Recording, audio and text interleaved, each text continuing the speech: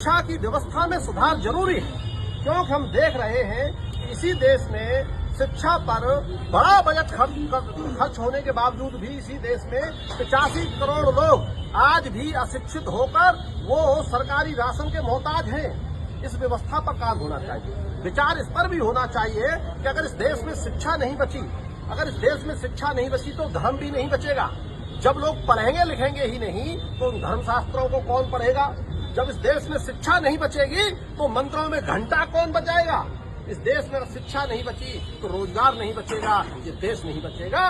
तो हम सब शिक्षकों की ये चिंता है, इस देश के सारे शिक्षकों की ये चिंता है कि इस देश में शिक्षा की व्यवस्था पर आमूल चूल सुधार होना चाहिए। केवल शिक्षक का शोषण और शिक्षक के शोषण की नीयत से लागू की गई कोई व्यवस्था शिक्षक को स्वीकार नहीं है। हम भी इसी देश की एक व्यवस्था का अभिन्न अंग है। इस देश में जब तक गुरु का सम्मान नहीं होगा तब तक ये देश विश्व गुरु नहीं हो सकता।